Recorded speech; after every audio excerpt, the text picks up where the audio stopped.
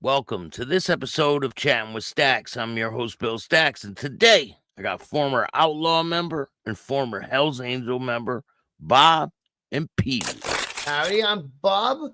I'm a retired member of the Outlaws in Canada, and I'm chatting with Staxx. I'm PeeWee. I'm a former Hells Angel, and I'm chatting with Staxx. What's going on, guys? How you doing? Hey, good to meet you, PeeWee. I've seen you on a few other channels. You got your own channel too? No, I don't, bro. Hey, I'll be honest with you. I wasn't going to do any more of these at all, you know? Yeah. Billy calls me up, and I just did 3 weeks ago. They flew me out to LA to do that shit that started by you guys over there, that Hells Angel Kingdom Come, when they started in Canada. Oh, I don't even know what that is. Yeah, it's called Hells Angels Kingdom Come. It started off all about Canada. It tells everything about Canada. And then now they're moving into the United States, and it's Vice, VICE, Vice channel. Yeah. And they're probably prepping it right now, getting it ready. And when it comes out, should be pretty soon. But yeah, they flew me to LA for that. I like Vice. They got good programs. Yeah, they do, bro. And I told them that. Says, I watch your station, man. You guys got good programs on here, you know?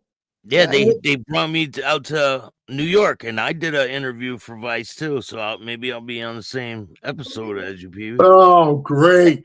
All right. They said I'm a motorcycle expert. Oh, yeah. There you are. I guess anybody could be an expert nowadays, huh? Right. They used to use Hollywood for that, you know, Insane Throttle. Yeah. They used to use him for that. Shout out to Insane Throttle. So yeah, he's good people. Today I want to talk about the relationship between the Outlaws in the US and in Canada in the past. You know, it's nothing present. We're not talking about any club business or anything like that.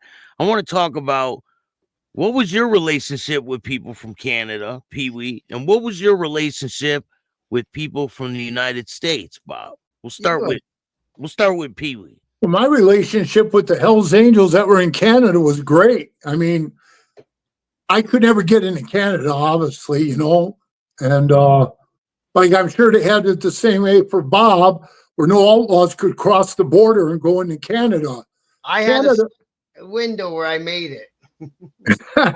He did. He came to the US. You should show me that window, Bob. Yeah. All the years I was in the club, I never ever got to go to Canada. I always wanted to.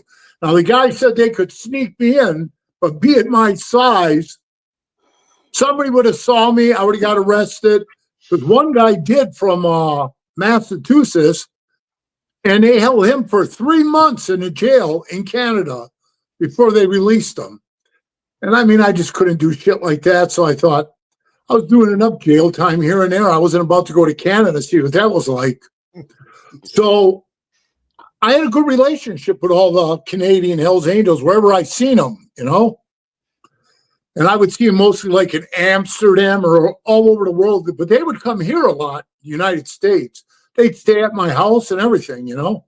Yeah, it was like an explosion of Hells Angels in Canada because when he first became present with the Outlaws, he said there were no angels up there, right? In your area?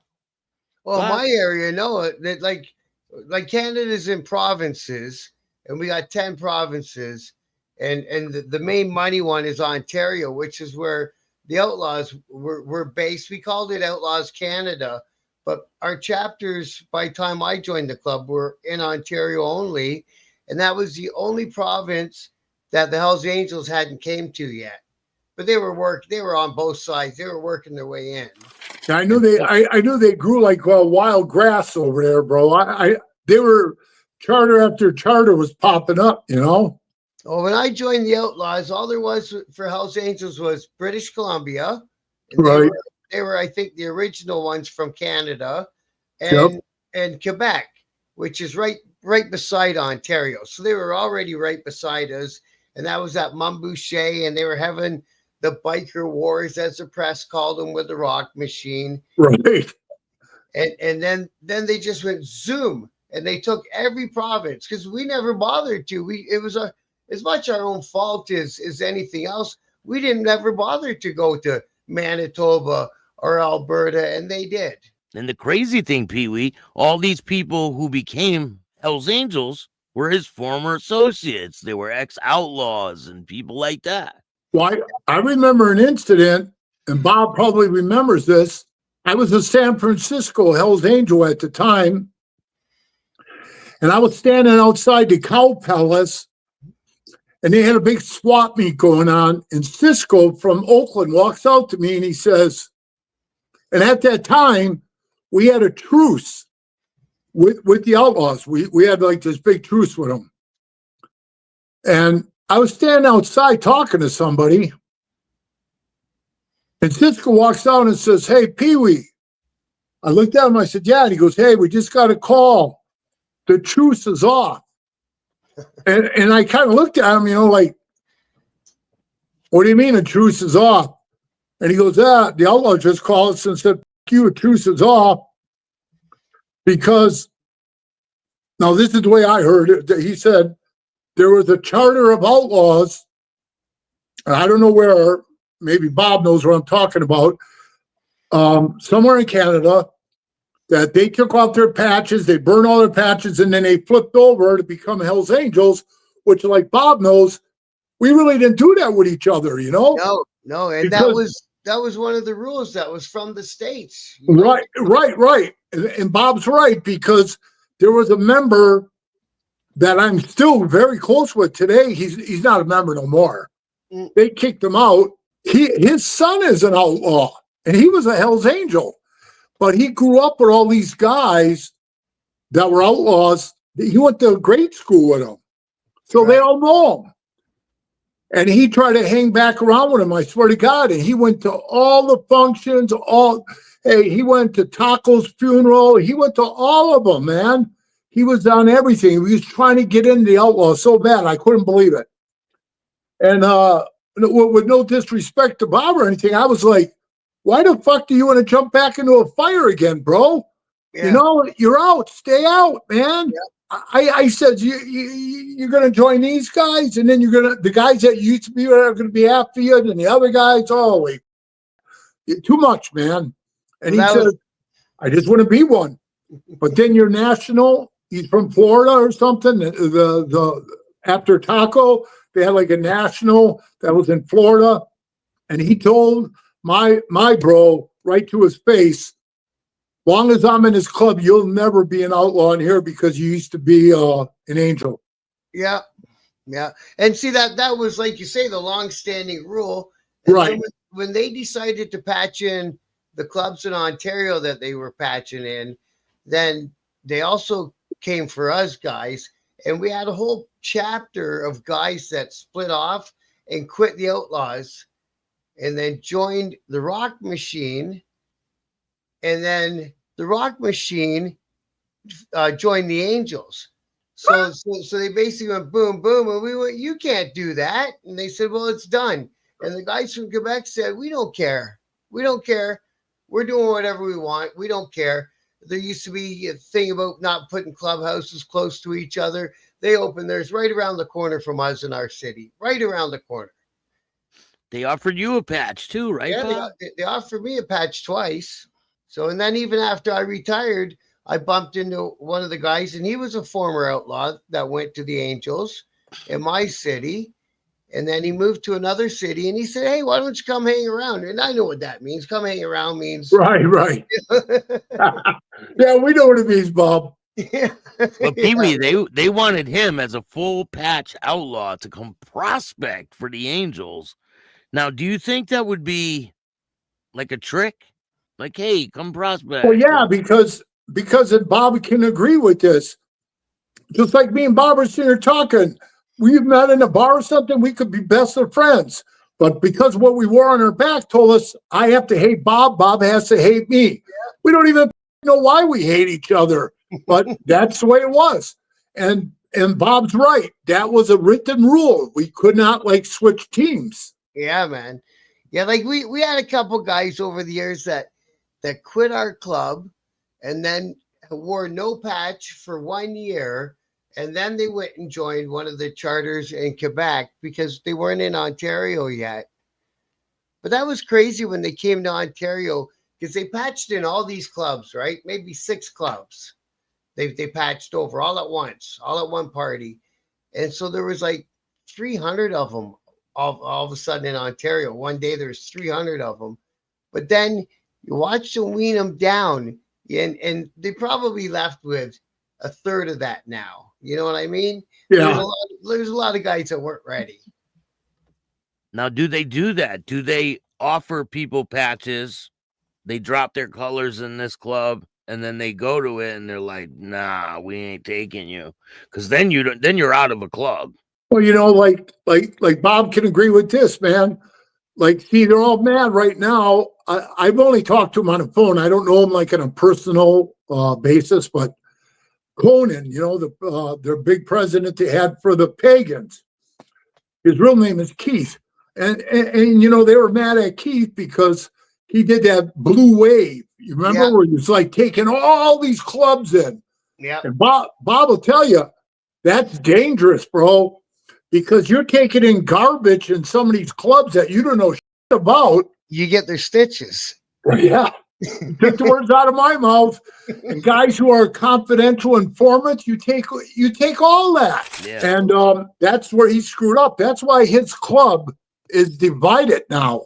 Half of them are like, fuck him, and the other half are like, no, he's still the boss, Oh, you can't run a club like that. No. And when he gets out, Bob, it's going to be ugly, and he gets out pretty soon. And it's going to be ugly, but his club is torn in half about it. I couldn't believe I saw them guys pull into Florida. Like, Outlaws always owned Florida with a lock and key. Bro, they're in Vegas now, too. The Pagan. So they're stepping on everyone's toes. They're in California. They're all over the place. And they're in California. Yeah, they're by Long Beach. But how they did that, Bob, is they became good friends with the Mongols. And the Mongols said, you can move wherever we are. We'll move wherever you are. So they're just intermingling everywhere, bro. That's crazy. And the Mongols and Outlaws had a truce out in Chicago, and then some friction started happening. I don't know really what happened with that. Well, I had one outlaw tell me to my face, like last year, at the end of last year, he told me the biggest problem they got is with the Pagans.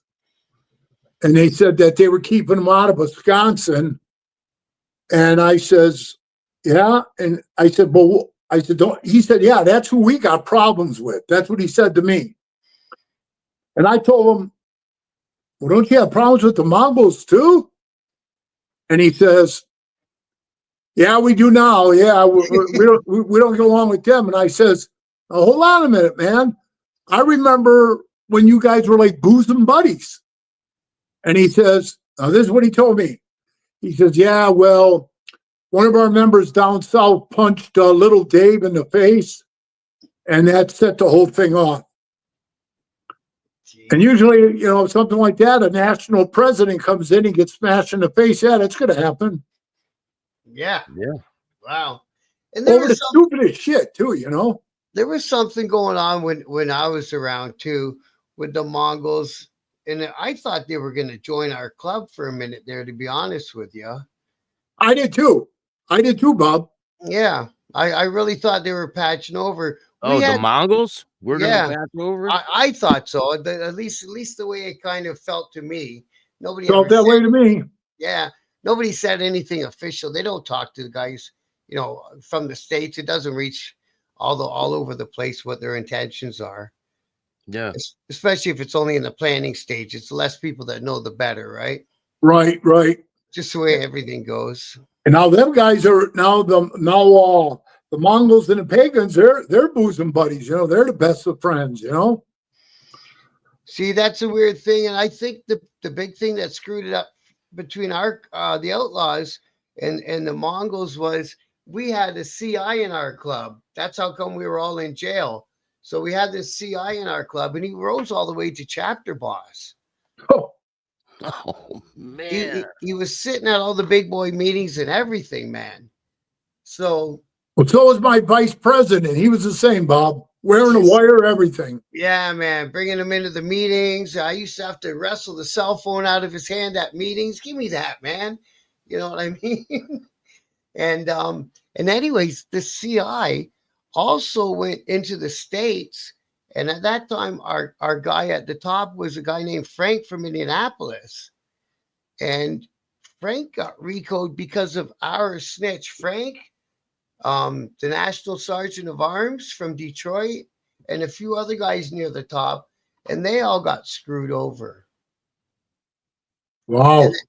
And one time I was sitting with the CI talking to him because I didn't know he was the CI at the time, and he had a Mongols ring on his finger.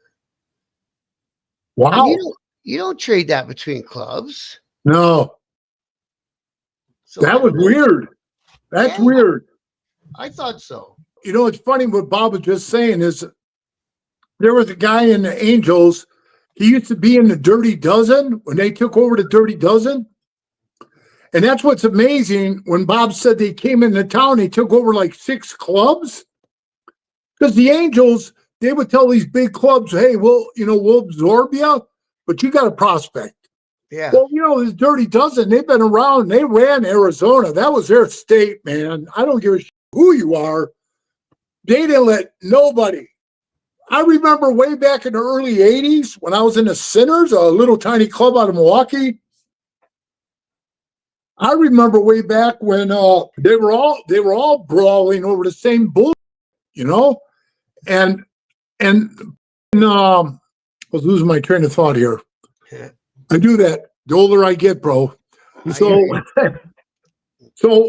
what I was saying is the guys in Milwaukee that I knew, all the old timers and stuff, all them guys are gone. It's all new guys. It's how fast the clubs are flipping over, and nobody, if everybody got along, well, everybody's got to puff up and show who's the baddest.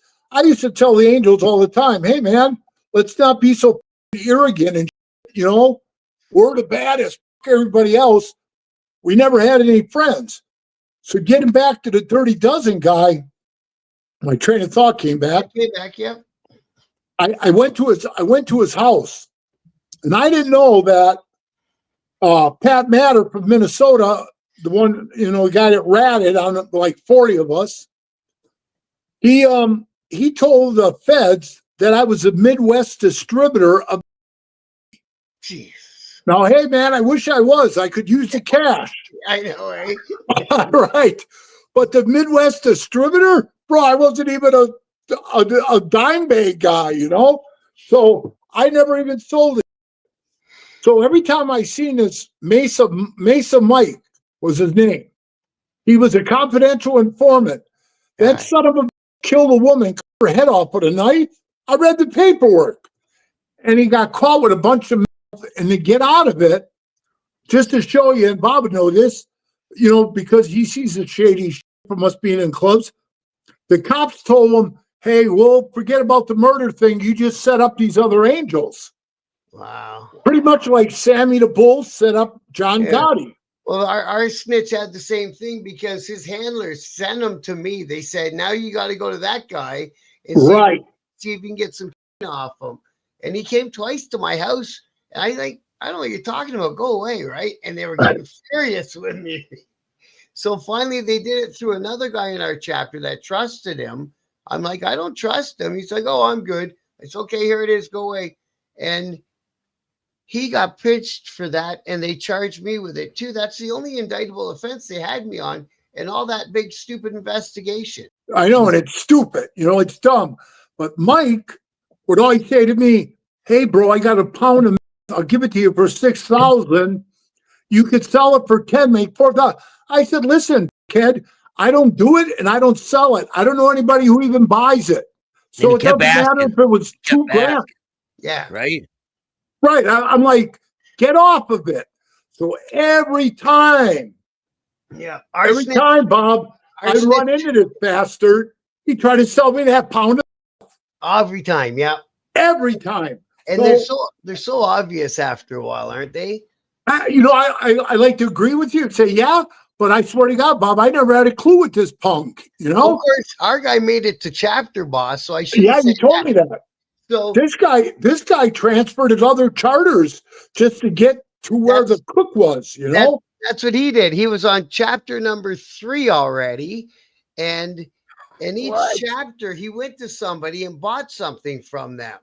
Yeah. And so they kept trying to get pew-pews off me because I had a nice collection, and they're big time in Canada, right? Just for having one. So I had a really nice collection of them because it was going to get bad. You may as well have one, may as well have 2, may as well have 4, whatever, right? You know, right? I mean? And he kept asking me for them, and I kept turning them down. But because our chapter guys were so worried about money, we didn't talk amongst each other and said, hey, Screwball over here just bought such and such from me, and then he asked you for the exact same thing. Like, what's going on here? We never talked amongst each other like that. We kept everything that we did private, right? Yeah. Like he got right up to the guy running the ship in Canada. He got him too. He got all of us. Yeah, so, I know the feeling, bro. Pat did the same with me, but what happened with the Dirty Dozen guy, PeeWee? Well, the Dirty Dozen guy, you know, I'm standing in his garage. Well, first of all, let me back up. I was driving a semi through Phoenix. Now, this is exactly how I should have caught it. Was like an informant thing. He calls me on a cell phone. He goes, hey, PeeWee, what's going on? I said, hey, Mike, what's up? And he goes, hey, where you at? Now, why would he call and ask me that? I'm going right through Arizona. You know why? Because the feds told him I was. And he says, where you at? I said, I'm going through Phoenix. I had to come down here to pick up this Peterbilt and take it back to Las Vegas. He says, why don't you stop by? We'll go to lunch. And I said, all right.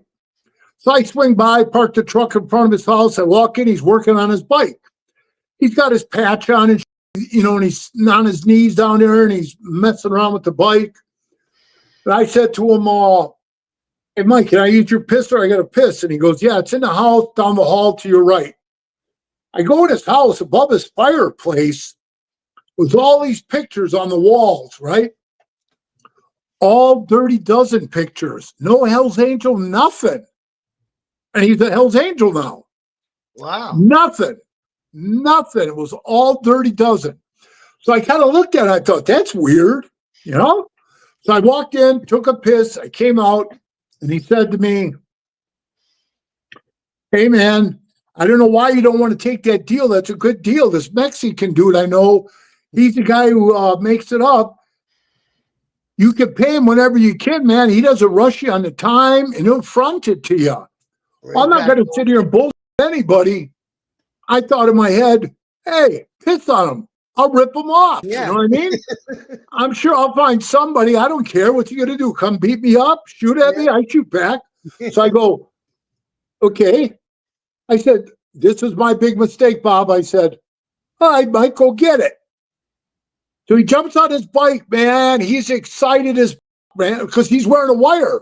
Yeah, and out of nowhere, he takes off. So I wait about 20 minutes. He comes back and he says, he said it'll take him about 45 minutes to get it ready. He's got it at a storage unit. He's got to go get it. And I says, you know what? I really didn't want it anyway, and I got to get going. I don't even have time for lunch. And he says to me, no, man, wait. That's how he was. I looked at him. I said, man, dude, you're acting like a freak. See, I didn't pick up on it at all, Bob. I swear to God. Yeah. I didn't pick up on it. So I got in the truck and I left. And think about this, bro. I don't know how many times you've been to Nevada, and if you ever came across the Arizona side, where you come from Arizona to go into Nevada, you got to go over to Hoover Dam. Right. So because of the 9/11 bullshit, they make everybody pull to the side, man, and they tear the trucks and cars apart. You don't want that in there. Yeah, because if you have a bomb, bro, and you're going across the goddamn dam and it blows up, man, that's major. You know? Well, you didn't want that thing in there if they're going to search your truck like that. Yeah, but it could have been. But I didn't think about it, Bob. I would have had to toss it out the window. Yeah, man. So I thought to myself when they were going through the truck, thank God I didn't take that thing, you know? So then when I got back home and we were in Sturgis and he walks by this young kid. This young kid's playing with his girlfriend. You know, they're in there grabbing each other's crotch and Mike walks by and says, hey, save some of that for me. Now, this is a high school kid, bro. A senior in high school. Yeah. Mike is in like his late 30s. Yeah. He says, hey, save some of that for me. The kid runs out. I'm standing on the porch of my shop in Sturgis, and I could see him down the alley, but I can't hear what's being said. I see the kid come out and bow up to him, stick his chest out right in Mike's face. Then he pushed Mike. And then he starts swinging on him. And he was whipping his ass. The kid was whipping Mike's ass. Good for him. Right. Well, wait, it gets better. I tell two of the prospects, go over there and pull that guy off of him. Yeah. So they pull him off. When they pull him off, Mike gets up and takes off running. Cops come running everywhere. Freeze, everybody get on the ground. Well, I was standing up on the deck. I wasn't getting on the ground for nobody because you couldn't get to me, you know. And I'm standing up there. There's no bullshit, Bob. He's running up the sidewalk, and a cop steps out in front of him, puts a gun in his face, and says, freeze. And I see Mike's hands go up like this, and he says something to him, and the cop lowers the gun, and Mike takes off running. Oh, they didn't know you're watching. No. And I turned to the Hells Angel next to me. I said, did you see that? Did you see what I just saw? And he goes, yeah. So he runs in the back door of I have an apartment above my shop. And he runs in there.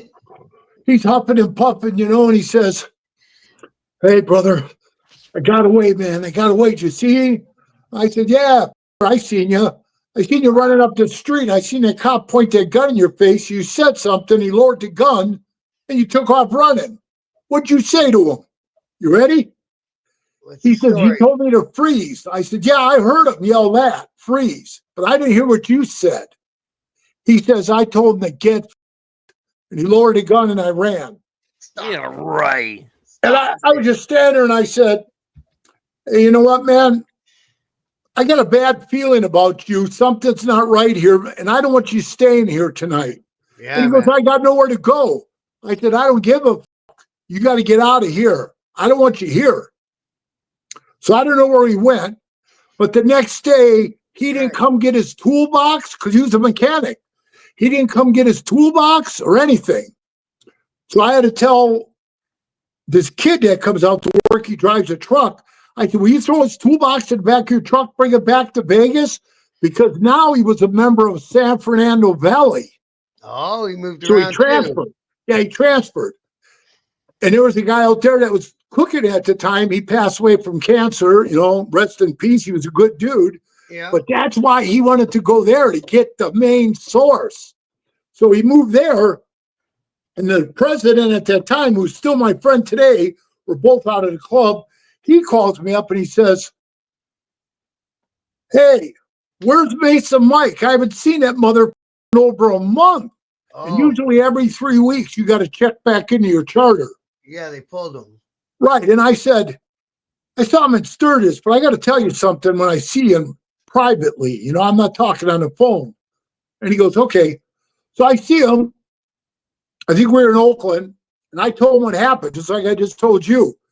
He says, that mother, guess what? And I said, what? He goes, at his apartment, we went and cleaned everything out because the landlord called and said to get it out of there. One of his lamps had a listening device in it. And I said, man, you think that is an informant? And he goes, I don't know. I can't wait. We never saw him again, Bob. Never. The next time we saw him, in court. In court for the Laughlin shootout with the Mongols. He came in as a character reference against the club. No way. Yeah. Isn't now he's in the hey, bro. Now he's in the witness protection for the rest of his life. Yeah. And he's living free, but he still killed that broad and cut her head off. And she had 6 kids. Wow. But so when he was going from chapter to chapter, were people getting arrested or were they building a case? Like what? Did anyone get caught up in any? He was building a case against all of us because I'll tell you what, when I got in a fight with the Mongols and I had to go to prison. Yeah. when they interviewed me, the Fed stepped in and they said, hey, we might pick you up after you're done doing your state time. I said, oh, yeah, for what? Conspiracy to purchase. I said, well, good luck on that one. He put a tape recorder on, he pushed it, and there I was in the garage, bro. Yeah, go get it. Go get it. Bitch, man. Wow. That's what I said, son of a bitch. Right I there, said, well, you hey. know. Right I said, there, you know. I said, hey, fuck it. Then do what you got to do. And they said, that's little potatoes. We want to catch you on something big. They wanted something big. Yeah. Yeah. Do you remember when you first got, not very first, but when you were getting in the club for your first year, 2 years, and you start maybe doing some business with your fellow brothers, and you always think to yourself, he's got the same patch as I got. I trust him. I trust him with everything. He can sleep in my house when my old lady's there. He can do whatever. I trust him. Right. And then you get into court and you start reading the disclosures of what these f***ers have been saying about you. Holy. When is the first time you guys ever felt betrayal in the club? I felt it many times. I don't know about Bob, but I mean, I had like 4 Hells Angels wearing wires on me, 4 full patch members.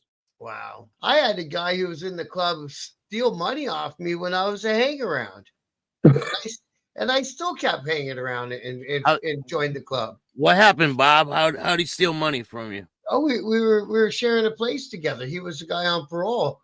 And I was saving up to buy my first Harley, man. It was only a couple $1,000s. I had it stashed in my room, and he stayed on my couch, sort of thing. And he was finishing out his parole. I get home one day, and he goes, "Oh, we were broken into." I'm like, "Who the f*** is gonna break into an outlaw's house?" Right. And he says, "I lost a ring, and I don't know if you lost anything." And of course, my cash was gone.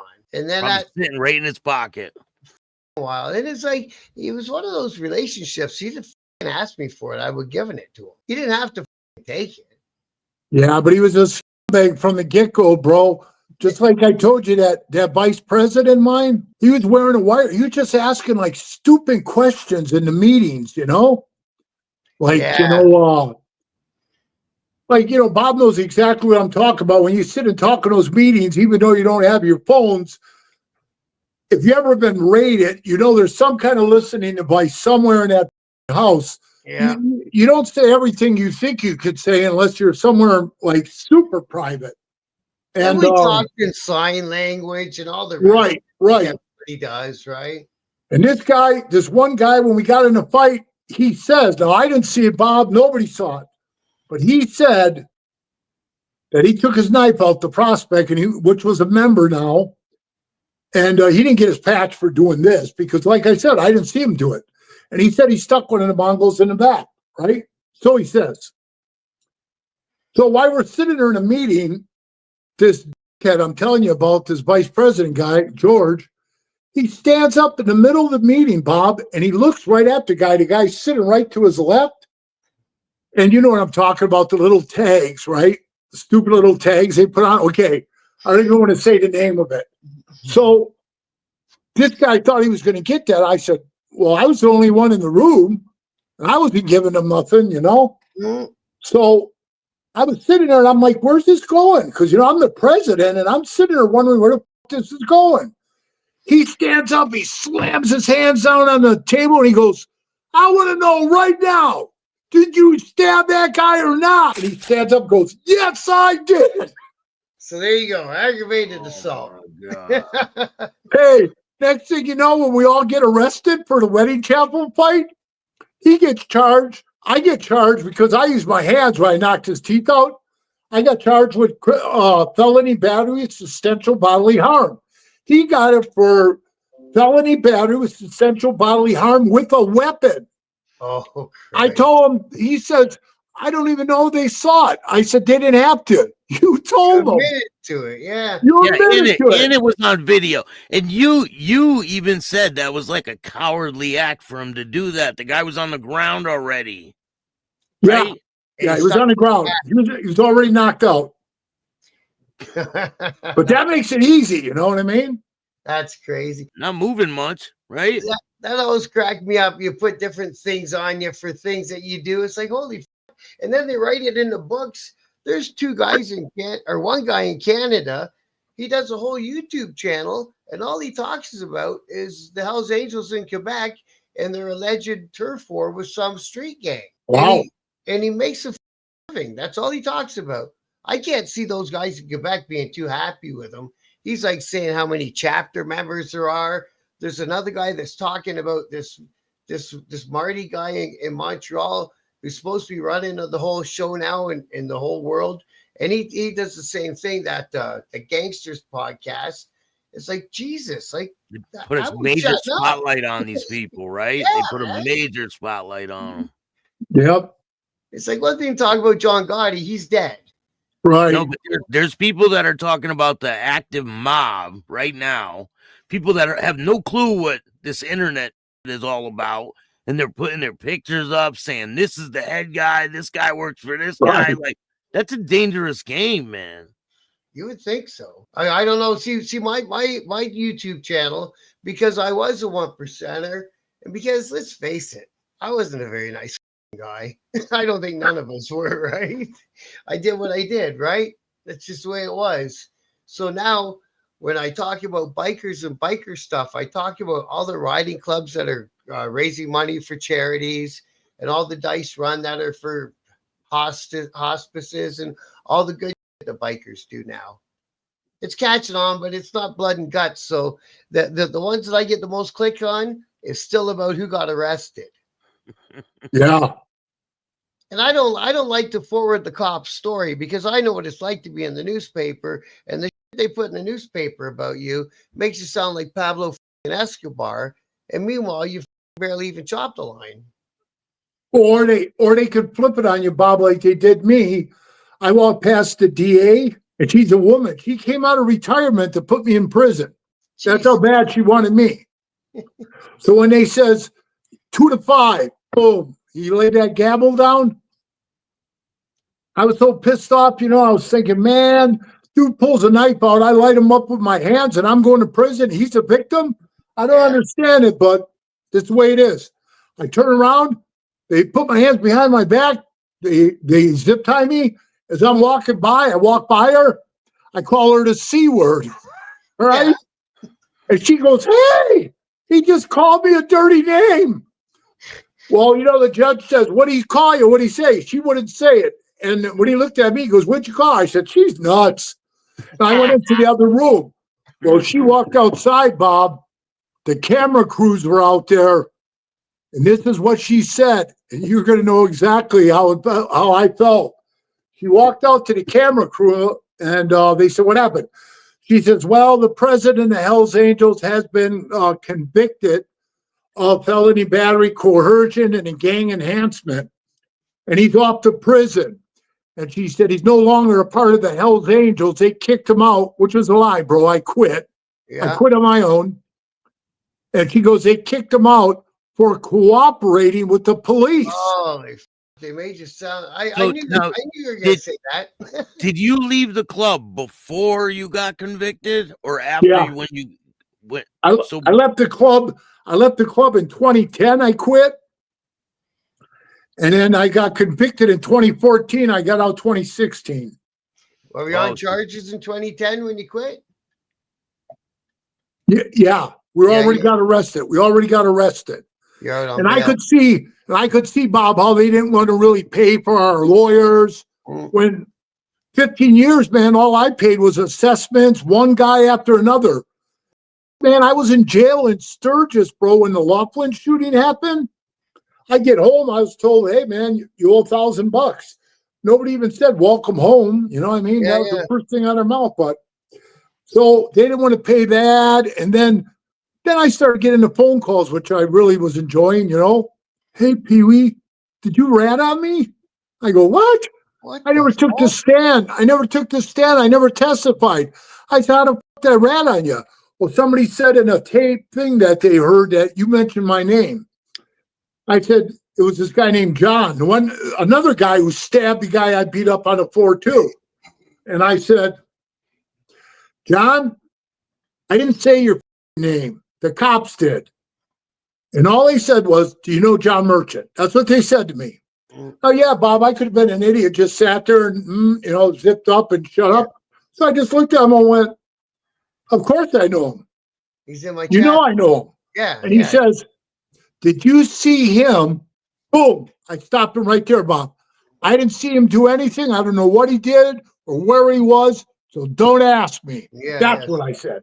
Yeah. But I said, did I know John Merchant? Yeah, I did. That's all I said. Well, that's a huge difference. Huge difference. He calls me up crying, Bob. He was crying. Did you snitch on me? And that's the problem, because obviously your club would be the same. You can't give a statement. You can't go in and sit down and make a statement with the whether you're being charged or not. You just can't say nothing. I want to see my lawyer. I want to see my lawyer. I want to see my lawyer. That's all you're allowed to say, right? Right. But there's other times where the cops get a guy and he's sneaking around the corner. They don't have to be in the room to give a statement. You know, right. It's true. We've all seen it. You know, even these guys, when we all got arrested together, there was 30 of us in jail. Now, maybe 15 of that would be the management section of the team and the chapter bosses, so on. And then at 3 a.m, you hear a cell door open and close. And then when they crack the cells for breakfast, you're missing one guy. You know where he's at. Yeah, that's why I'm laughing. You know, Rule 35, right? Yeah. And they take a Rule 35 or something, right? And the cops are loving it because now there's distrust amongst everybody. They right. Once you're in custody, they really know how to play you against each other in custody. Especially when there's a bunch of you, it's a big investigation. Let me ask you this, PeeWee. When you got out, right? Yeah. Before you go to prison or while you're in prison, because you're at that time, you're not supposed to talk to anybody that's in the club. Were people in the club reaching out to you? No. None of them. No, the only ones that reached out to me were ex-members, that all talked to me, and so there were a lot of them when they leave the club, they reach out to me and they call me. You know what I mean? But there was no active members saying, "Hey, this and that is being said," or none of that. No. So they kept it like the way. And it's just like Bob said. When the feds came to the prison, they questioned me on a bombing, a shooting, all kinds of shit. And all I did was sit in a chair and they go, yeah, we're from the Federal Bureau of Investigation, Louisville, Kentucky. Now I'm in prison in Nevada. And I go, wow, you guys came a fucking long way. And they said, yeah, we did. I said, well, you should have called before you came. I got nothing to say to you. And they says, all we want you to do is tell us how the club works. We don't want you to snitch on anybody. And they wanted me to go, oh, that's it. No problem. Yeah. They would have gave him money and took him out of prison. Yeah, they said, we'll give you $5,000 and we'll get you out of prison. I said, man, I'm not doing it. And they said, why? Those guys talk about you. And I said, just because they're pieces of shit and they want to talk shit, let them say it to my face. I said, listen, I got to walk around with my head high, man. I'm not going to sit here and talk to you guys. Well, you don't need the money? I said, no, I don't need the money. I had money when I went in there. So I said, I don't need your money. And I was already in my 25th month of being there. You're going to get me out early? Get the out of here, You'll be time served. Yeah, time served. Yeah. So I says, no, I'll pass. And I'll tell you guys this. I was in one unit. John Merchant, the guy I told you was crying to me on the phone. I snitch on him. Well, right on the film, it shows him open up a knife, run and stick the guy 3 times, stick another guy 2-3 times. Then he closes the knife, puts it in his pocket, runs out the door. Why? I didn't have to snitch on him. It was all on film. It's on tape. And when he's doing it, there's a little arrow above his head, a green arrow showing everything he did. Everything's on tape nowadays. Right. Bob's right. So John was in another unit, in the same prison, but another unit. Yeah. He was only in there 18 months. All of a sudden, they release him. And he's the one that did the stabbing. Right.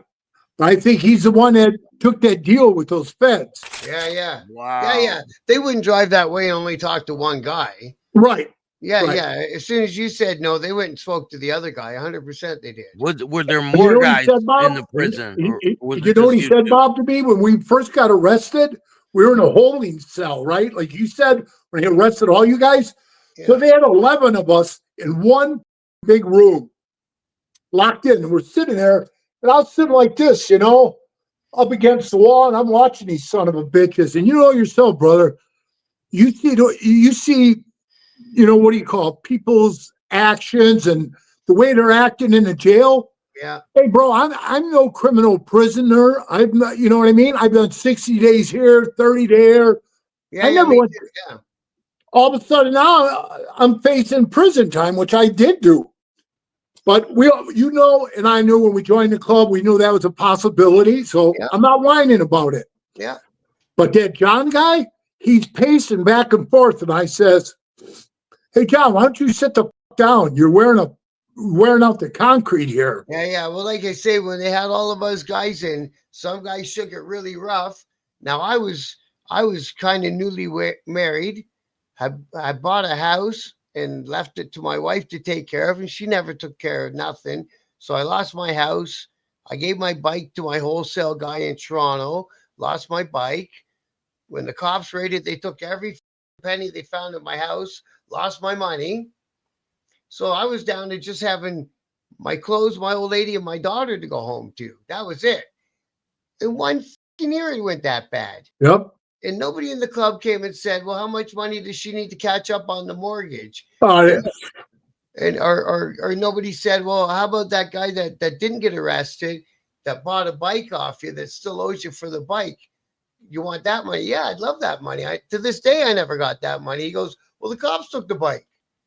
I say, "My problem. They took it from your clubhouse. Right. Delivered." Yeah, You so own it. while you're in the club, you're collecting money to send to people that are in prison at the Yeah. time. They're Oh, Well, doing we that. used to. It They cost- used to. I know the Angel used to. I don't know about Bob's, but like when I came around in 1994, man, we sent postcards, money. Yeah.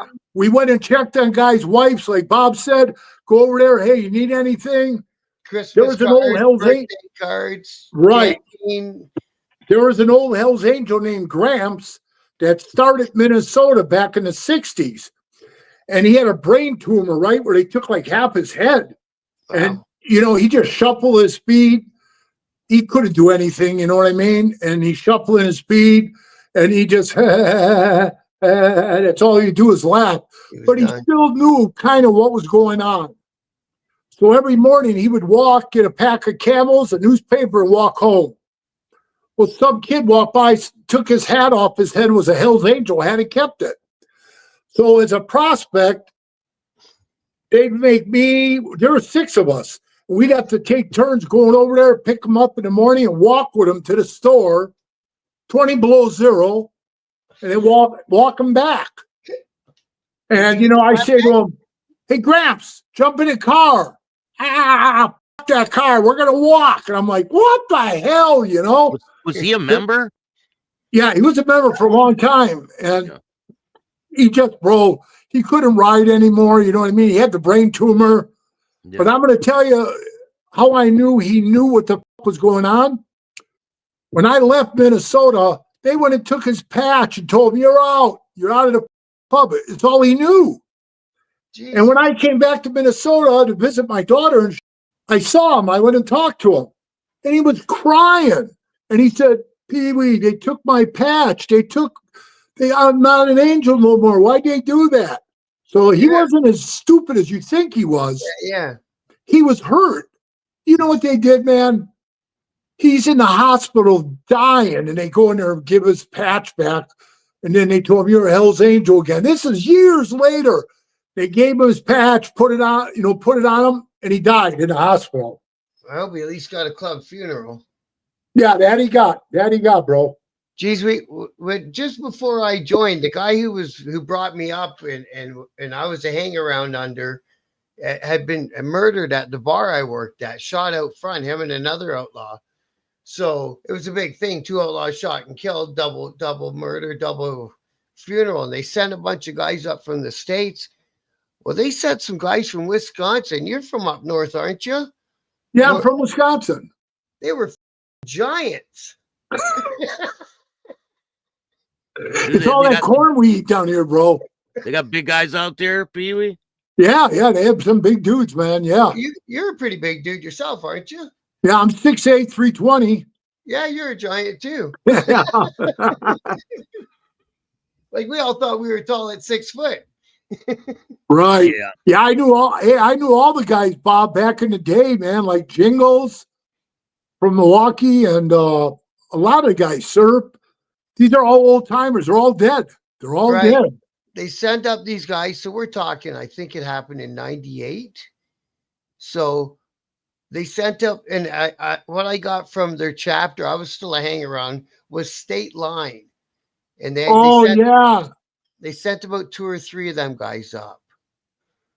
So I don't remember their names. All I remember was there was a kid at the funeral showing before the actual funeral, and he came to the showing, and I was out front of the funeral home, and this kid had been with the people that shot the Outlaws that night. And I seen him. I said, "What the fuck are you doing here?" I went to go grab him, and this guy from State Line just puts his hand on my shoulder. He goes, "There'll be time enough for that later, brother." I said, "Okay." So you guys been to a lot of funerals for your brothers that have passed away. Oh, what's it like to have a funeral from the club? It's a big deal, man. It's a big deal when the guys get a club funeral. Even if he died, like we had an older fella die of diabetes, but he still got the full club funeral. It's a mandatory for the region. Everybody goes. I wonder if you guys do this. As Outlaws, we fill the hole back in. Yeah, we do too. Yeah. Where did that come from? It always amazed me, Bob, is when the guys laid out the day before, in the funeral parlor, everybody's sticking shit in their gold rings. Yep. And what I did, Bob, is I had these poker chips, and they had a death head on them. It said Hell's Angels, Nevada, Las Vegas, and then in the middle it said 1 million. Right? It was a black chip. Right. And when the guy's hands were closed like that on his body, I'd always stick between his fingers, the chip sticking up. But all the shit they used to put in the coffins, and then they make the prospects stand there all night to make sure that the mortician didn't take all the shit out of there, Exactly. Well, this funeral had so many weird things happen. So we bought 2 plots beside each other in the cemetery, of course. But they buried them diagonal from each other instead of beside each other. Like they were supposed to be like that, and they ended up being diagonal like that. So we had to inter one of them.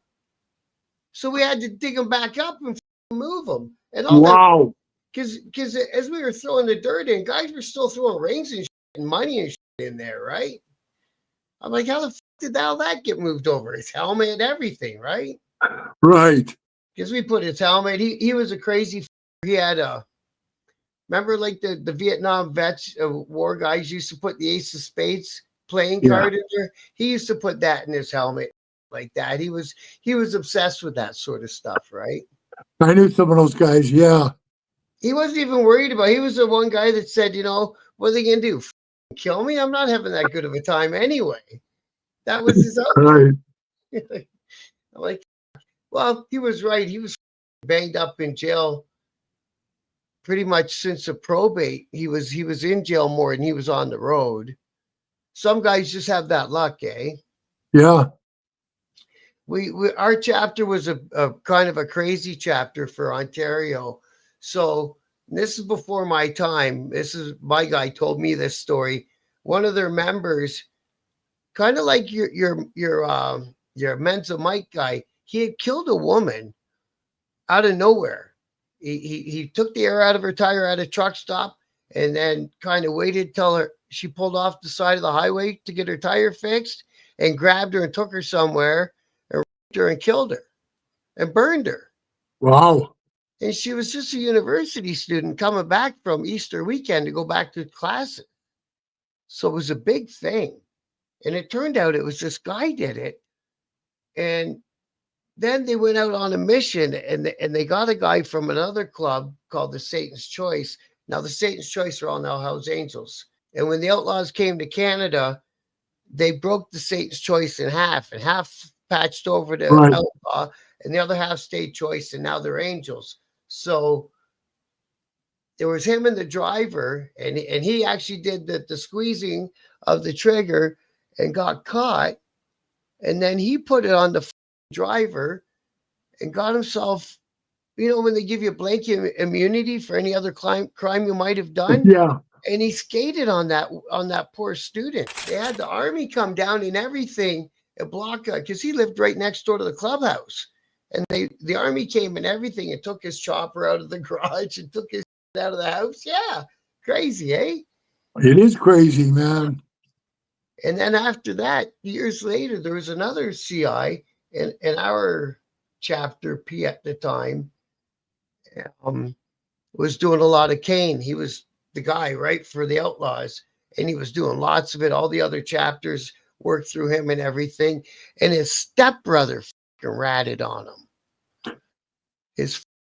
Well, not blood, but you know what I mean. You grew up with the guy, and then he rats on you, man.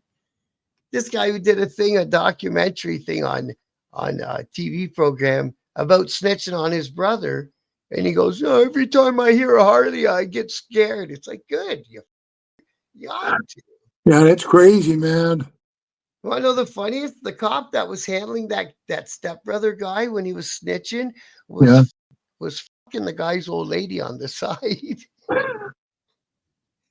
That even makes it funnier. So he put his own brother in jail for 10 years. He's had to move all over, and then they kicked him out of the witness program anyway, because after a while they get sick of you. You're no good to them, so they just put you aside. Yeah, I used to know Taco real good too, right? I talked to Taco many times. When I was a sinner, before I became a Hell's Angel, I would see Taco all the time. And Grease Lightning, all those guys. Steroid Harry. All them guys. They were all in the generation before me. I wish I didn't meet none of them guys. I wish I had them. I knew them all, brother. Yeah. I knew them all. They're good guys. I heard Taco was a good guy, like a really good guy.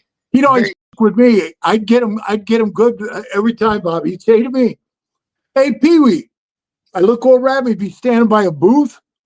He says, hey, how come you never buy any support gear from me, right? And I was in this other club, and he had the shirt with the guns, snitches, are a dying breed, Detroit. Yeah. I'd get him every time, Bob. I'd walk up to him, and I'd say, all right, give me a shirt. And he said, okay, what size? I said, I need a 4X. And he goes, I don't get no 4Xs. I said, oh, maybe next time. He said, I got a 2X squeeze. I said, I get no 2X. I could see him being the type of guy that would bring a 4X one time just to you. Oh, he would too. I just had to avoid him after that. Did they ever offer you a spot in that club? And did you ever think about going that way? Me? Yeah. Well, yeah, like I said, I grew up in Milwaukee, it was always Outlaws in Milwaukee. I guess, after I joined the Sinners, which was a small 3-patch club, that, we went down party many times at the Clubhouse with the guys. I've been in Joliet Clubhouse. I've been in Chicago's Clubhouse. Yeah, because I think I must have watched more of one of your interviews than I realized, because I remember you saying that. And then from the Sinners, you guys ended up becoming friendly with the Angels because they wanted to come to Milwaukee? No, they never really. You know what? There was a group that you guys were fighting with called the Heavens Devils. And they were only one charter, Bob, right there in Milwaukee. And they weren't big. There were maybe 15 guys. Yeah. They came up to Minnesota when I was prospecting, and they said, hey, we want to be Hell's Angels. So we were supposed to go meet them at a bar. We walked in there. Pat went to meet them. They were hammered, bro. They were hammered. And they're all like, hey, what's up? And he said, you guys come up here to talk to us about something serious? Yeah. And you get all f***ed up? Well, you guys, you're a bunch of punks. And we walked out of the bar. And then when they got back, they were getting thumped by the Outlaws all the time. And after a while, bro, they just finally gave in. And now they wear support patches, hey patch. And now I see them hanging around with them all the time. Yeah. They just needed some change in the right. And hey, I did them a good one, Bob. In my book, I put in there that they came up and asked to be Hell's Angels. So they're probably back on the list, Yeah. Well, oh, geez. Yeah, I wrote one book. The first version of my book, I left all the club names as they were and the people involved, because most of them are dead. And right, that's what I did. And any crime I talked about had already been through the courts. Right. So Same here. I wasn't telling anything new, but the club right away was like, hey, man, you got to pull that book. I said, all right. So I pulled the book, and then I redid it. So it's based on a true story book now. But it gave me a little more freedom to put a little more stuff in, because now I'm not talking about any real person. Right. Right. So actually, it made the book better. Right on. Yeah. So it's out there. I'm working on it. Brother, I redid my book 14 times. I had to redo it. Oh, yeah. And the editor charged me $3,000 to edit my book. It's expensive. I got 12 grand into my book. Oh, mine was 11. Mine was 11,000 plus the 3. And then he sends me a note. He says, I read your book. I think you were angry when you wrote the book. I think that it's all over the place. You should rewrite it. And I think that you're violent, sexist, and racist. And I'm thinking, I paid you $3,000 to tell me what I already knew. Yeah. And see, that's what I did too. I wrote the book, and I was mad at the Outlaws when I wrote the book. So I shouldn't have wrote it from that headspace, right? You know what I mean? Because, I started the same way, Bob. I did the same thing. Then I went back and I changed all the, And then at the end of the day, I got nothing against the Outlaws as a club. Right. It was the best years of my life. You know what I mean? It was an honor to be in that club, if you think about it, and from the right viewpoint. So I rewrote it, making it more like that. You know what I mean? But there were some sketchy guys doing sketchy things.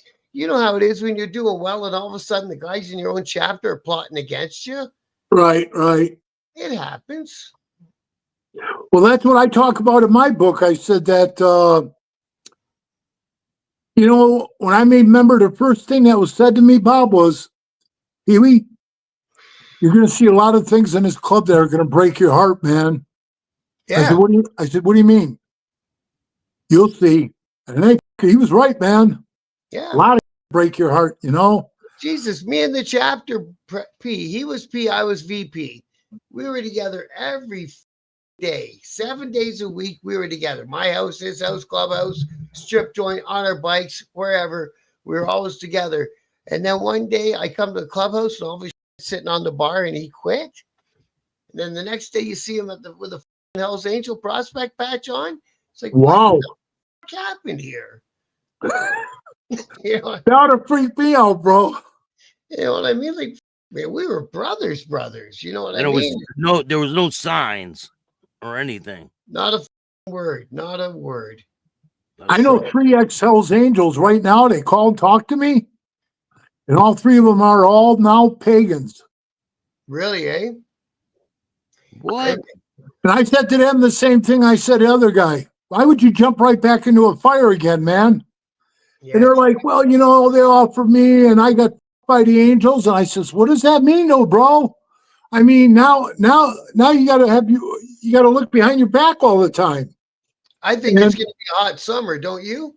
Yeah, I do, bro. I really do. I don't want to mention his name, but one of the outlaw guys that talked to me from Milwaukee, he said they had problems with the pagan guys, and I think he told me that they were having negotiations with the red and white guys, and I was thinking, well, good, man, maybe this time it'll work out. But I will tell you this. One year up in Sturgis, again, Bob, this is another time. The one time was in San Francisco, and Cisco said, hey, the truce is off with the Outlaws. Well, this was another truce, bro. and I was in Sturgis. I was sitting behind the counter in my shop, and Sonny was there shooting the shit with me. And the phone rings. I pick it up, and somebody goes, "Hey, I guess it's back on with the Outlaws again. So, war's back on." And I'm like, "What the man?" So I hang up, and I'm shaking my head like this. And Sonny goes, "What's the matter?" I said, somebody just called me and said, the war's back on with the Outlaws again. That, I don't know, we something up, and they said, fuck us, and the shit's back on. And I'll never forget this as long as I live, Bob. Sonny looked at me and he says, "Now there's a guy that's in the club 60 years. He says, you know something, PeeWee? In all the years I've been in this club, every time we had a truce with the Outlaws, we broke it." And I looked at him, I says, "Well, that ain't something to be honored about." And he goes, "No, it's not. But I'm just telling you that every time it's been us that fucked it up."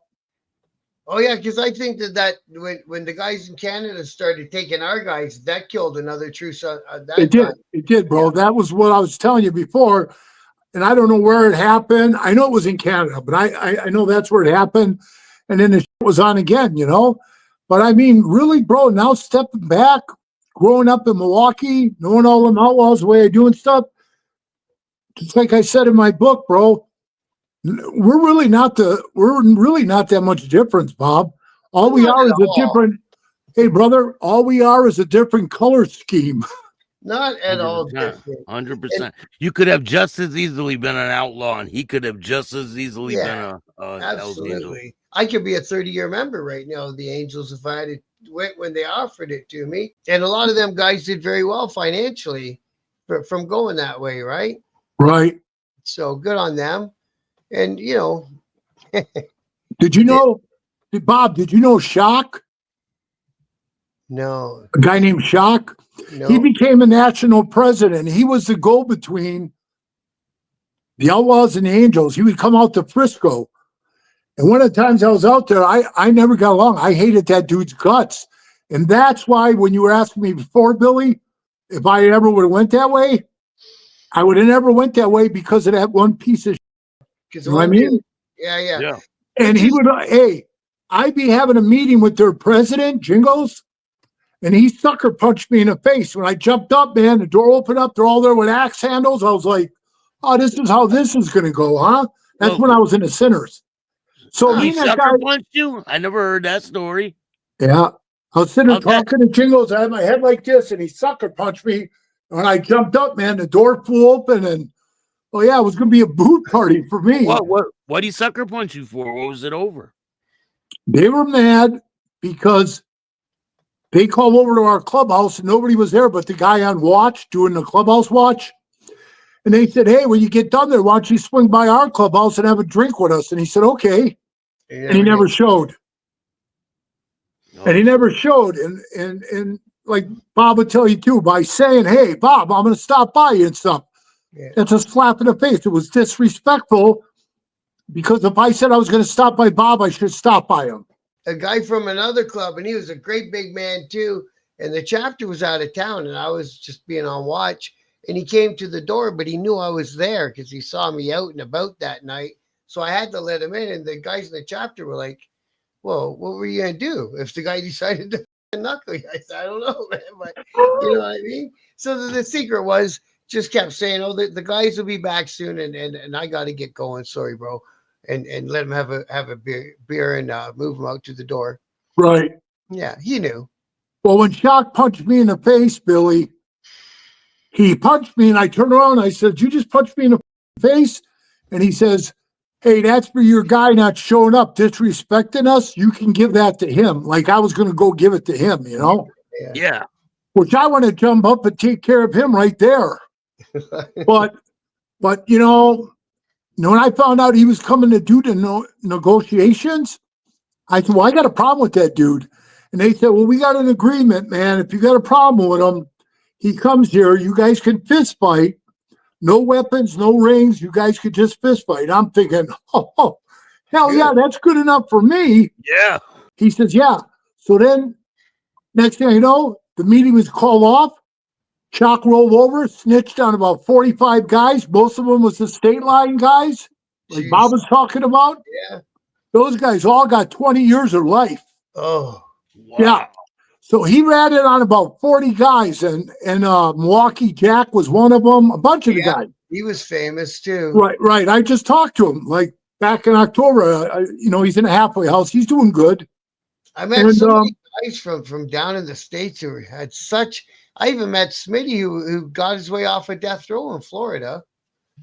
I knew Smitty. Yeah, he was on death row for years, and he was an old Navy. He was an old Navy SEAL, wasn't he?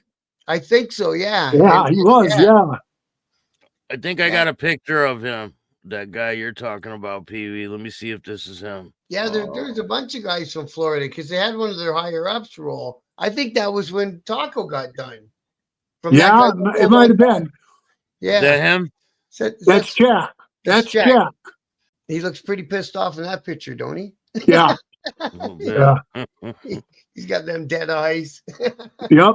But, he did time because of this guy. So this guy that we're talking about, they moved him to Nevada, and then from Nevada, people knew he was there. So then they moved him to Oregon, and he had him in a witness protection. He f***ed up there, and he told him, hey, screw you. Now he's back in Milwaukee.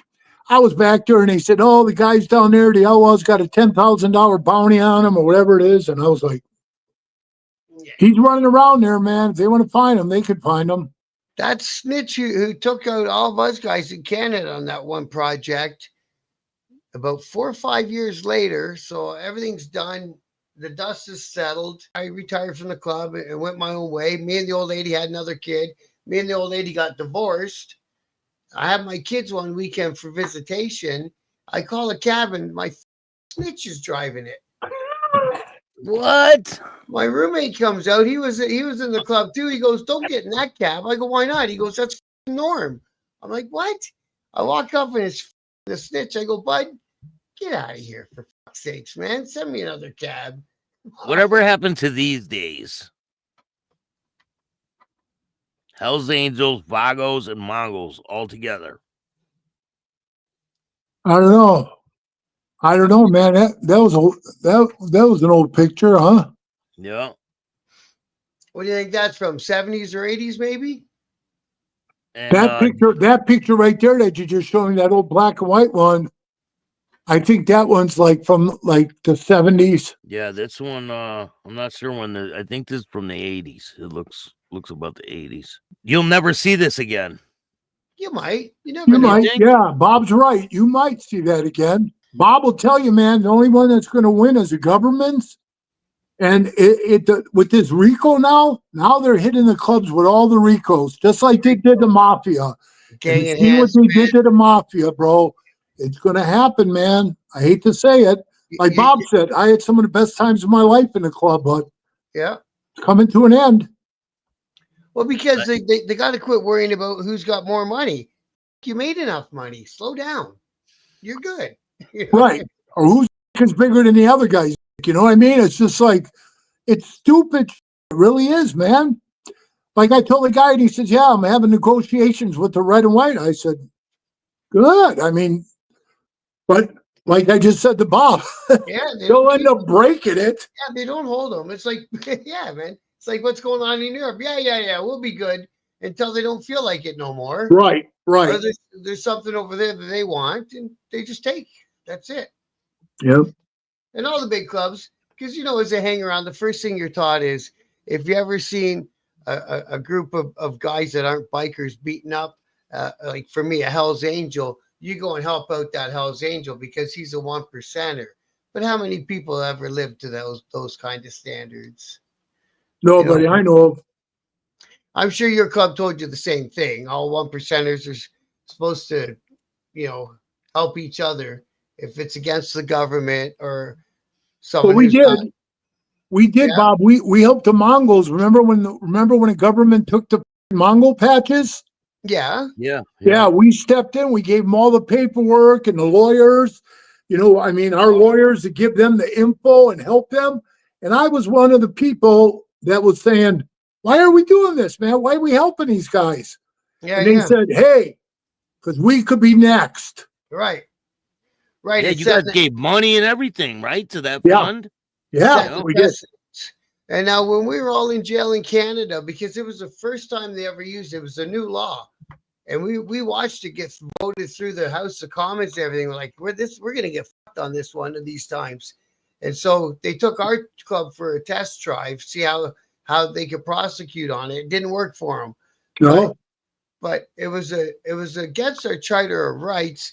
It was one of the parts of the law was if they're grouped up in more than 7 people wearing the same insignia on their clothing, it's part of the evidence that you need. It's like, well, that's against our freedoms, man. I can wear Right. whatever the fuck I want. What if we all got the same back tattoo? You know Yeah. what I mean? Like, but so the Angels at that time apparently offered our guys on the street to help if we wanted to fight it through the charter fight, and our guys turned it down. Well, yeah, the Mongols didn't turn it down, bro. They took the money and the help, you know. Another pride thing.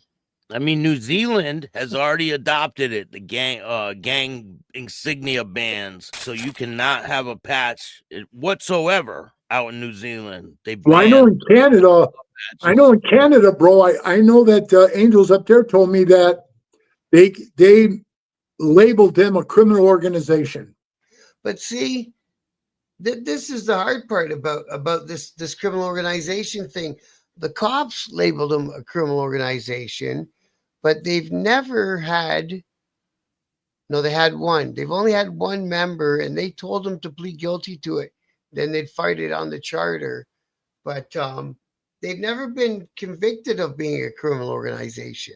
They've just been labeled one by the cops. Okay. So every time, that's why I don't do the police stories, because, like I say, I don't want to further their story, because every story in the paper says, you know, the Hells Angels, a known criminal organization. That's how they word it. Right. Every time. Or else they call it a gang instead of a club. They love Right. doing it. Yeah. I mean, it's clearly not a gang. It's clearly not a gang. Well, Right. somebody, and Bob will agree with me. Some of these clubs are. It's like Hollywood said, if you don't want to be called a gang, stop doing gang stuff. That's a good saying, bro. You know what I mean? And then they got that, like, there was a big situation that just happened with the Vagos and the Mongols. And now they're all buddies again, I heard. Yeah, I heard they had a little agreement going on now, a little peace thing. Yep. But allegedly, 2 Mongols shot and killed the Vago because of the patch. They were like, you got to respect our patch or something like that in a bar. Jeez. So it's and that's what happens. Like even down in Sturgis, you'll hear the story gets back out of the woodwork that so some guys, 4 or 5 guys from the Hells Angels grabbed a couple of outlaws that were straggling and knuckled them. But it doesn't really hit the papers. But that's another reason to put an end to all the talks that were going forward. And maybe these guys just done it because something was said in the bar. Maybe they just done it because they felt like it. But look what happened with Little Dave. Okay, Little Dave gets sucker punched in the face. He's no longer part of the club. So what? That beef carries on and it keeps going? I guess so. I don't know. Yeah, it makes no sense. Like, when will it end, right? That's it. It's been going stupid. So long. Here's what I see. Here's what I see happening, Pop. I see, because now the Banditos, they're getting along real good with the Angels, and they're becoming pretty good close friends. And if the Outlaws become, I don't know if they can ever coexist with, like 2 bulls in a pen. They got to bump heads all the time. But if they could do that with the Bandits, because right now, if you look and see the Vagos and the Mongols and the Pagans, they're all like grouping up, Yeah. It's almost like getting ready for the Super Bowl. Yeah. The only ones I never ever see that often, like take alliances, is the Outlaws very often. They seem to always want to hang out by themselves. Right. And with the Outlaws and the Hells Angels, because of the history of the clubs, neither of those clubs will ever say, okay, we'll put down our stuff and put yours on. It'll just Never happened. It'll have to be. No. It's going to be a wild summer. I'm telling you. It's got to be a coexistence thing, like you said. And you know what, Bob? When they took over the Dirty Dozen, there was like over 100, 140 of them, wherever it was. There's like 3 left. 3 left of the original guys. And you remember when where'd all them guys go? Bro, they ran them off left and right. I've seen some of those guys I've seen some of them get beat up at officer meetings for no reason, man. Yeah. Now, why do you think that snitch had the Dirty Dozen pictures in over his?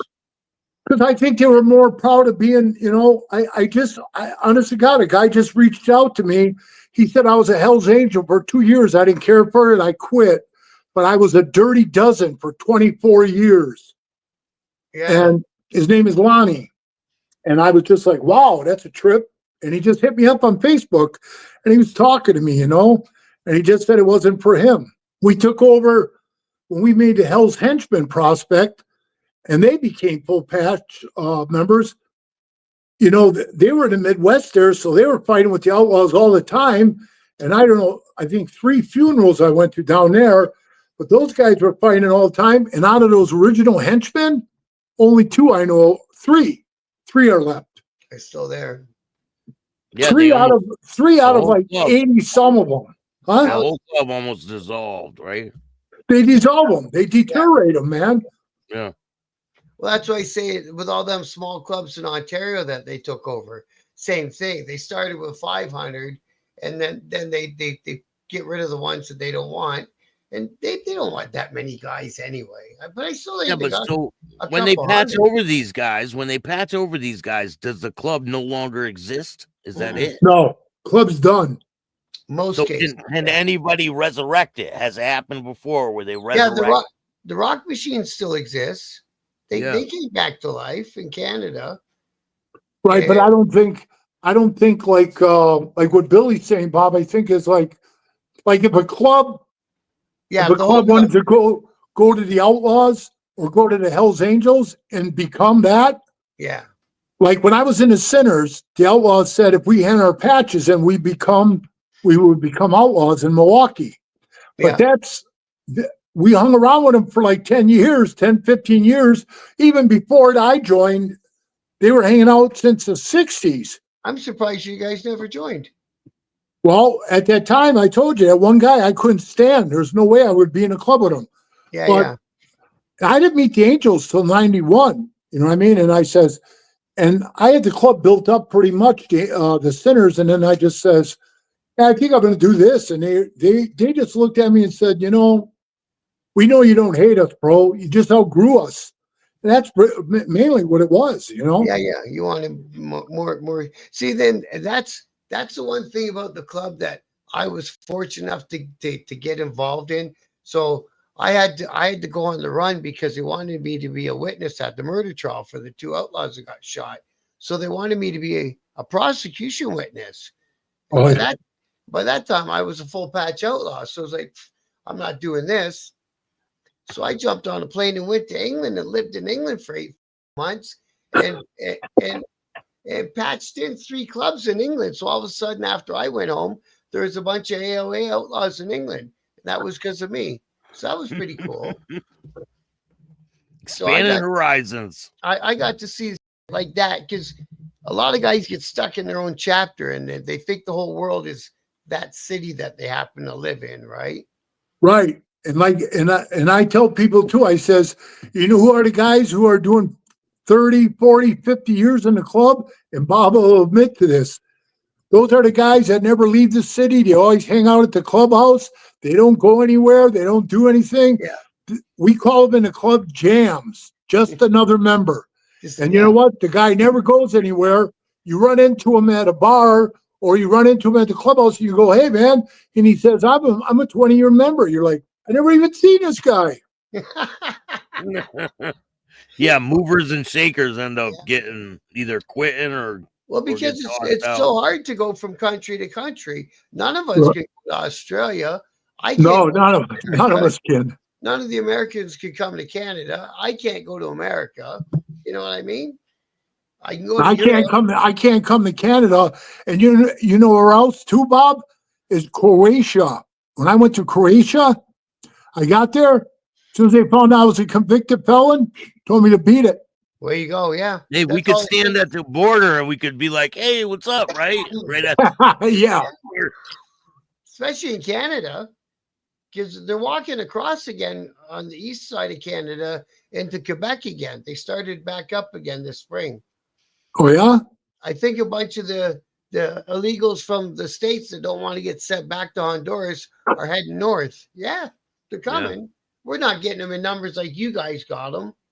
Wow, that's crazy. I still can't believe they had millions of people walk into a country and just wander on in. That's insane. Yeah, they just let it happen. It's crazy. That doesn't even make sense. Yeah, they're sweeping them up now. You go around and yell ICE, you see a bunch of people run. But yeah, and before I went to England, I got to go down to Bike Week in Daytona, and so you know how that is for the Outlaws. That's a I think that's a mandatory. That's a big one. Yeah, so I got to meet all the leadership of my club in Daytona too. That was only 3 months I had my patch. That was really cool because that on your way out the door, the older members like, don't forget, no patch is bigger than yours. And actually, they were cool that way down there. That's how they treated everybody. Yeah, they treated everybody like an equal.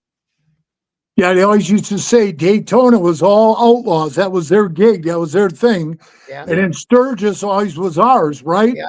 Yeah. So it was funny.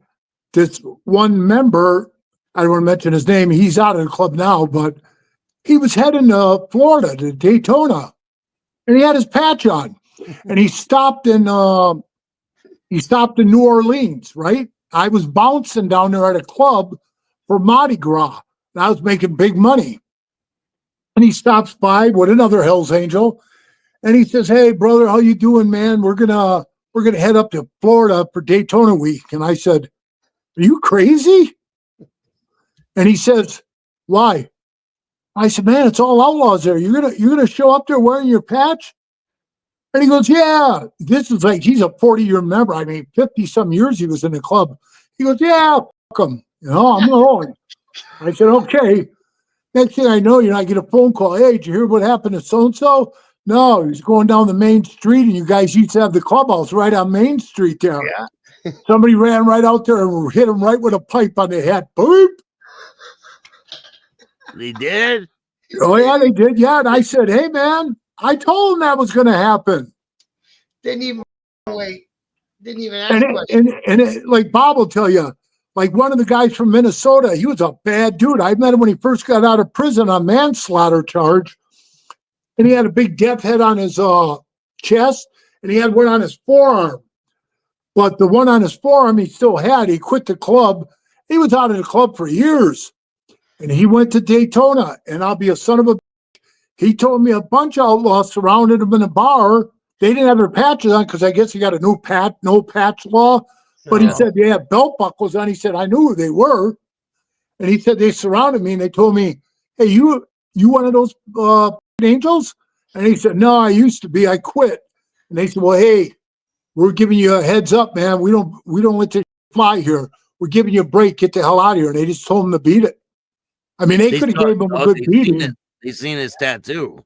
Oh, yeah. Hey, Bob, you always look for that belt buckle, rings, tattoos, hats, belts, pendants tucked in the shirts. Yeah, man, it gets almost to a point.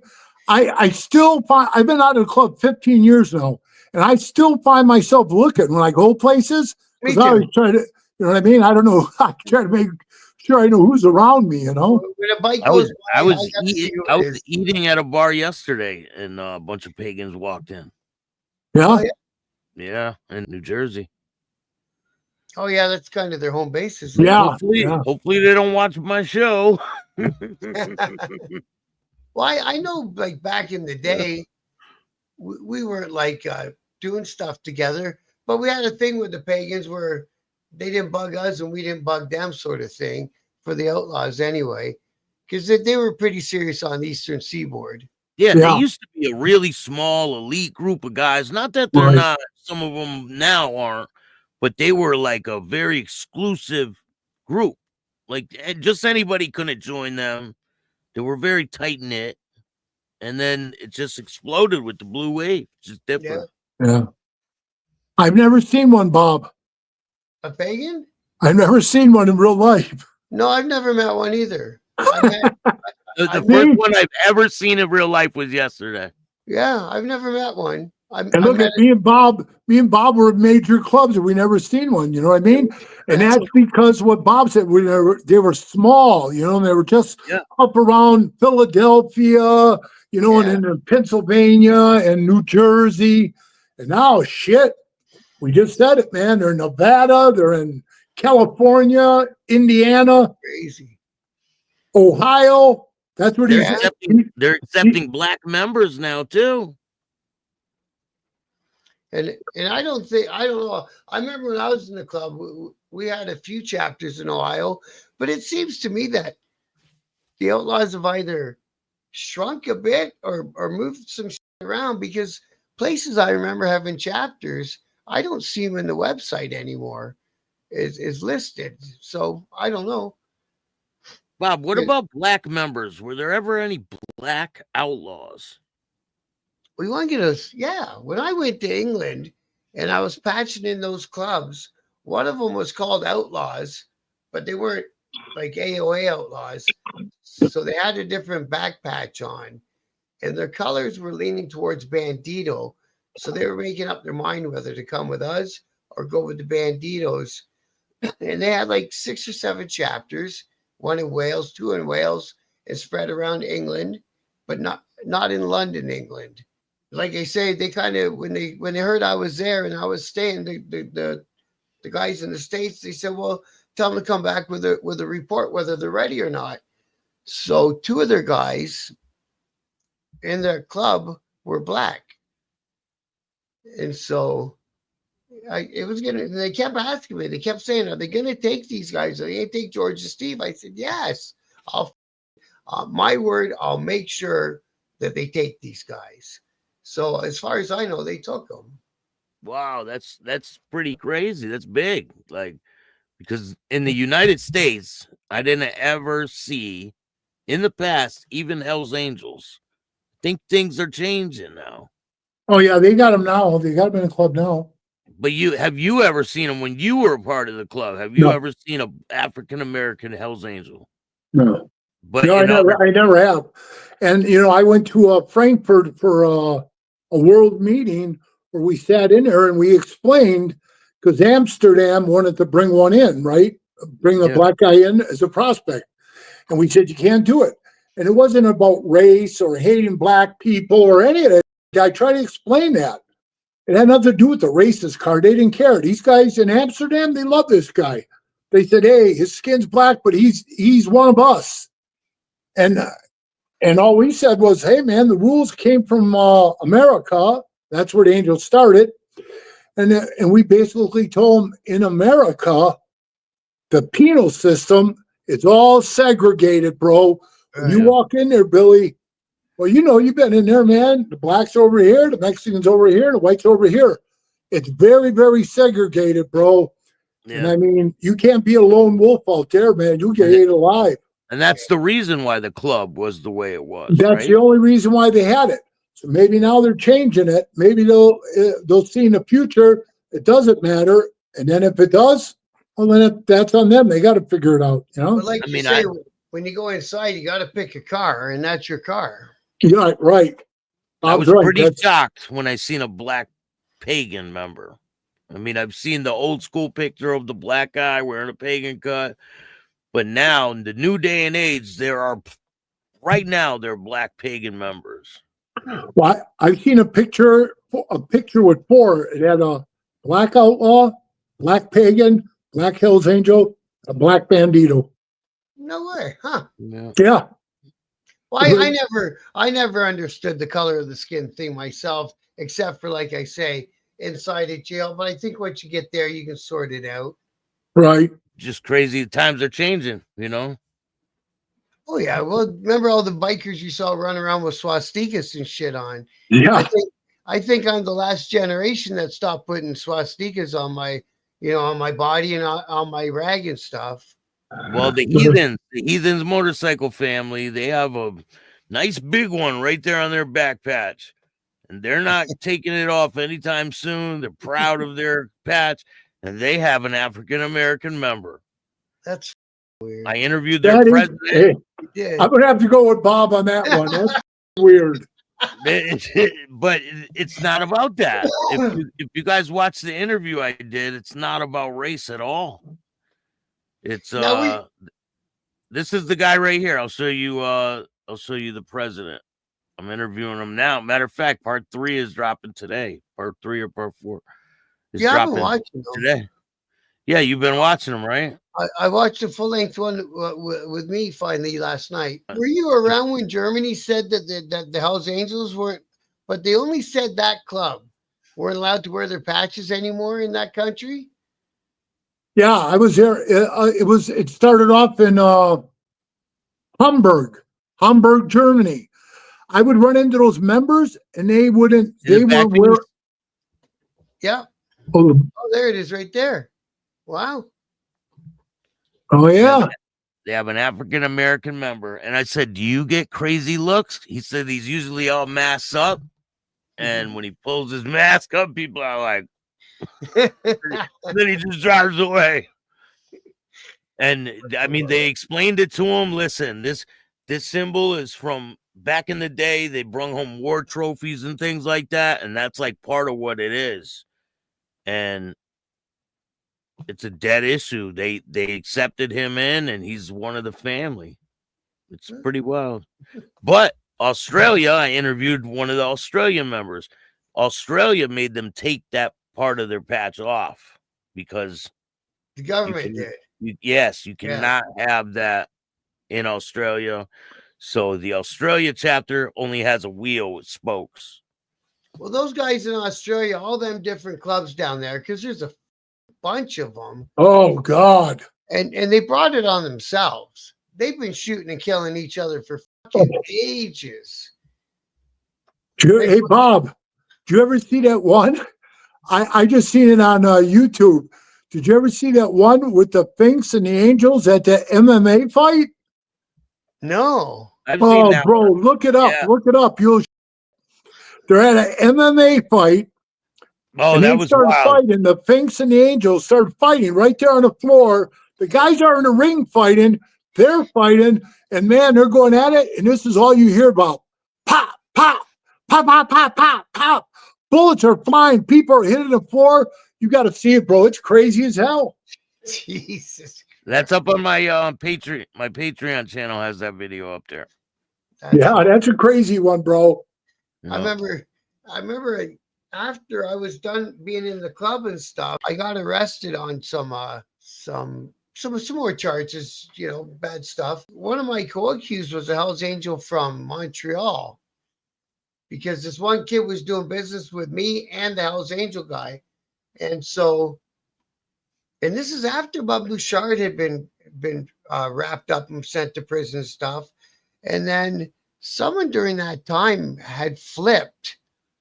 So this guy, my co-accused, he dealt with his blow charges in Ontario, and the cops came from Quebec and picked him up and back off to jail. He went there, and about 20 of those guys all got picked up, and they're all just starting to get out around now.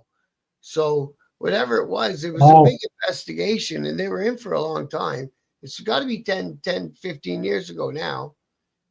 So yeah, there was a lot of bad things going on in Quebec, and those guys were getting big time. There's a Pagan on the left. Oh, okay.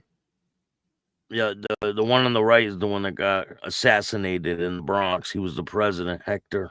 Who was he? He got killed. He got killed by the 2 Hells Angels that jumped out with silencers. Remember that? Oh, yeah, they got caught. Yeah. When you see him running across the street. Yeah, with the guns, with silencers. Yeah. And you know how they got him, Bob? When they took off in that stolen car, the cameras on the corners of all the lights, they watched exactly where the car went. They just, every time it turned, they just watched the camera. They saw him pull into an empty parking lot, throw all the shit in the car, jump into their other car, take off. They got the plate, got him. Yeah. They got 3 Hell's Angels for that, and Uh-huh. the whole premise behind that shooting was allegedly the Pagans shot up the clubhouse for the Hell's Angels. Yeah. The day before, a couple of days before their new clubhouse in New York, right? In the Bronx. And they suspected that it was them, and they sent these guys, and they got caught. And That clubhouse was in the Bronx. hadn't there been something prior to that too, that there was an event that was open to the public, but it was traditionally an event that the Hells Angels went to, and the Pagans decided to come that year and took some. The Hellraiser's ball. The Hellraiser. Yeah. And they got knuckled around pretty good that night, didn't they? Yeah, one of them died. Matter of fact. Oh.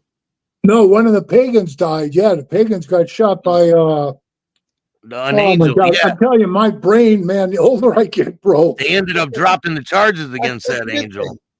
No, you know what he did? He had to do a year for an unregistered gun. But he shot like 2 of them, and one of the guys died in a van. They were trying to get him to the hospital, and he died in a van. Yeah.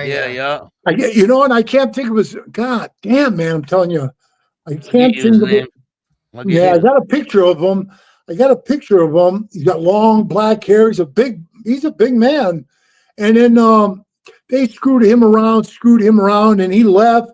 He was from Long Island, and he left Long Island, and he ended up moving to Myrtle Beach, I think. And then he was in Myrtle Beach for a while, and then they got rid of him. They kicked him out of the club. I don't know, man. It's like I said, man. I don't know how it is in the Outlaws, but when I sat there and I grew up my whole life in Milwaukee, and I seen like 20 Outlaws. I didn't know one of them. And I was like, man, how times have changed, right? Yeah. So it's like you don't know anybody. Yeah. Everybody changes. And I said this, the Angels is like a revolving door. And that brother that's patting you on the back, he's just waiting for the right time to shove you through the door. Yeah, man. Exactly. That's what it's all about. Bob will tell you. I saw one. Right? There's these guys in the North Toronto chapter, and they were like kind of where the power base in Ontario was when they had 300 patched up Hells Angels at once here. And the chapter president went for a bike ride, got in a crash, died. His club brother moved in, took over his business, took over his old lady, moved into his house, and just stayed. That's crazy. I've seen that happen a couple of times, again, I don't want to mention this guy's name, but he came up to me in Sturgis, and he mentioned this young lady's name, and her husband was a Hell's Angel for a long time. He just died about 6 months ago. And this is way back, like in 2008, 2009. That angel came up to me from Washington, and he said, hey, I'm in love with so-and-so, Now, this is this angel who died. This is his widow. Yeah. And I just stood there for a minute, Bob, and I was like, what do you mean you're in love with her? He said, I'm in love with her. I want to marry her. And I said, well, listen to me, bro. Just listen to me. I says, he's only been gone 6 months. They're going to be looking down on you like a piece of shit. Yeah. Because you're already moving in on a guy's old lady. He goes, no, they didn't have that. I said, listen, I don't give a fuck about anything. You want to do this right, bro? You want my honest opinion? And he goes, I do. It means a lot to me. I said, do this then, bro. If you want to be with her, quit the club, hand all your in, and go be with her. And he goes, really? And he was only a member for 2 years, Bob. And he did. He quit. He handed his in. And I swear to you, Bob, that was back in 2008. He's still married to her to this day, and they have 2 or 3 daughters. Wow. Maybe it was the right decision for him. It was. But and they're very happy. No way he could have stayed in the club and did that. No way. And no. He would have got, people would start beating on him and, saying, hey, you were going behind his back, screwing it, Yeah. And it's funny because I've never understood why a brother would ever want to fuck his brother's old lady. There's Never, I know, bro. There's a I million know it. girls out there. Girls throw themselves at us when we have our patches on. You know what I mean? You go in a strip club. If you can't pull out of a strip club, then you're not a very good fisherman. You know what I mean? Like, Right. You're carrying the wrong bait. Yeah. Oh, damn it. I appreciate you guys, man. We could keep going all day long with you guys. We probably could. I really appreciate you guys reminiscing about your past lives. Well, it was nice talking to you, Bob, and nice meeting you, brother. It was great to meet you, PeeWee. Thank you very much, bro. No problem, bro. I really enjoyed talking to you, brother. I really did. You too, bro. Yeah, we'll get another one going with a whole bunch of people on it. Sure, maybe man. I can get that other outlaw guy to come on. You know, the one that needs that closure. Because if anybody could talk to him about it too, is Bob. You know. Yeah, 100%. Because he was in that club for 15 years, and he getting a goddamn letter in the mail with one sentence on it says we voted you out. Bad. That was it. Never ever heard of that in my life, man. Weird I'm telling you, that's the way they do it with. They tell everybody they threw me out of the club, Alliance, and I quit. I don't even understand why they bother. If a guy's out of your club, why would you talk about him ever again? That's I know it. It used to be, don't ever say the guy's name again. Right. Yeah, but Out Bad used to be a really bad stigma on people. Sure. Yeah. Like, there was a reason why you were out bad. It really doesn't mean no. Not anymore. It only rattles you if you're still trying to be in that life. When I left the club, I was leaving the whole biker life behind too. I did too, Bob. Yeah, see, it's the way to do it. I didn't want to go leave the club to be in another one. I was done. Hell no. No. Because you're going to run into him at the Harley shop, right? Eventually. I still run into him, bro. Yeah. People go, hey, PeeWee, don't worry about it, man. In time, you'll just fade out. I said, I'll fade out? It's been 15 years. I'm 6'8", 320 pounds.